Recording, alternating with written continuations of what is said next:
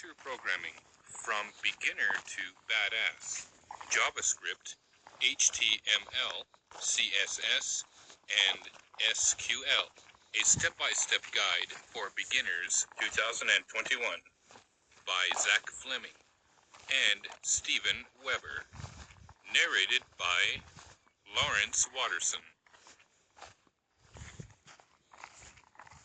Introduction.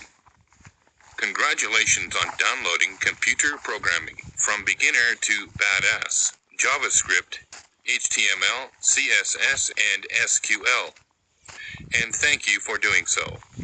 The world is growing increasingly digital, and downloading this book is the first step you can take towards actually doing something about keeping pace with it. The first step is also never the easiest, however, which is why the information you can find in the following chapters is so important to take to heart, as they are a roadmap for your journey. Starting with no knowledge in computer programming, you will be taught by this book about how to understand the different programming languages you will encounter and show you how to construct a web page. Learning the principles and practicing with them will give you the keys to unlock a whole new level of understanding of computers and how they work. A key part of computer programming is the ability to fix the programs, also known as debugging.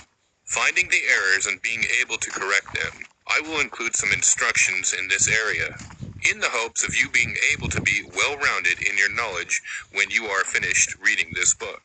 I have tried to start with the basics to ensure that you have a solid foundation. Then I have layered key elements in that are essential to possess in order for it to work for you. I have not included every possible nuance, as there just isn't enough room in this book.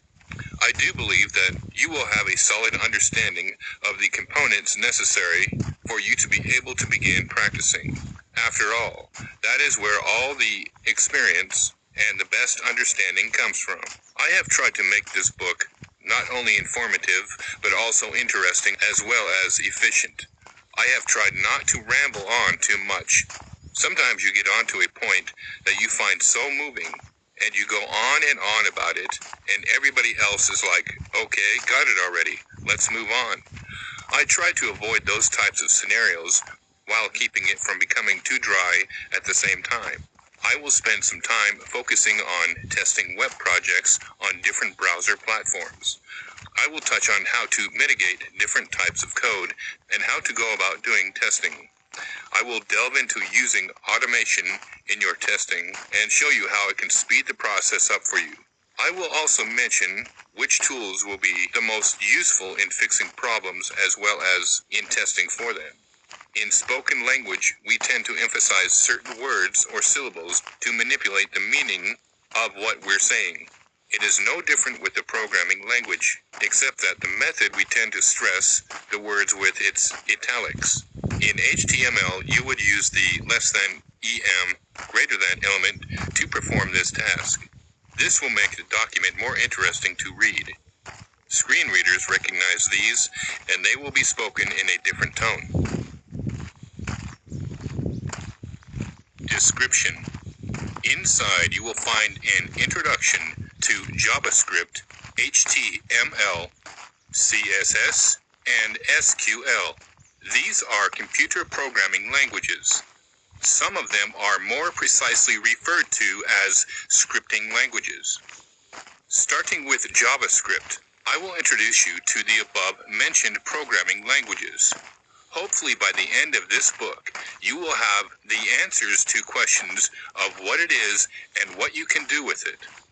JavaScript is a programming language that allows for the implementation of complex items on static web pages. Every time you look at a web page that does something besides display static information, it is a pretty safe assumption to make that Java is involved. It is often referred to as the third layer of the cake.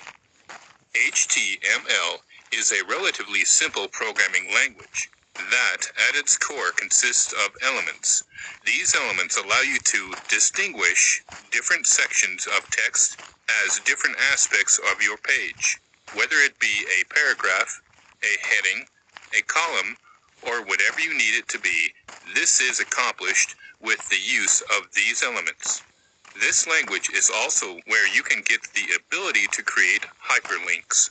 The use of hyperlinks is very important, especially when you want to be able to direct someone to a specific part of your text or page. CSS is a programming language that is used to style and structure the layout of a web page. If you want to change your font, color, and background, you may do so by adding an animation or design a specific outline. This is the language you're going to make use of to accomplish those things. CSS makes use of the box model. Most elements are represented as a box with the content, padding, and borders built up like layers on an onion. You need to understand the box model before you can begin to understand how to create CSS layouts.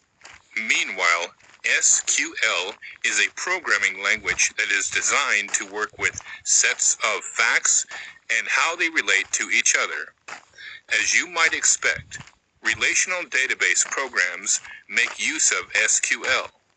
Like many other computer languages, SQL is in fact an international standard. However, SQL is easily read and understood even by beginners. Data sets are described in SQL using select statements. An SQL statement is like a sentence and consists of clauses.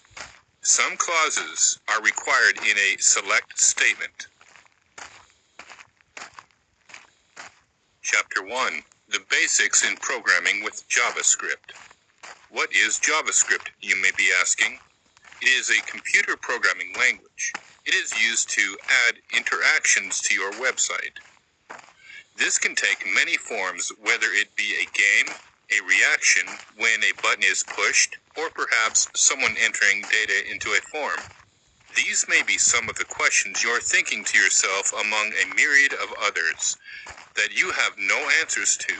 While it may not be entirely necessary when it comes to learning the language, I thought in the interest of being thorough that perhaps I should start off with a little bit of history.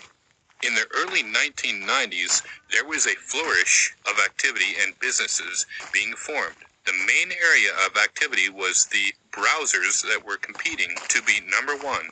In 1994, Mosaic Communications was founded in California.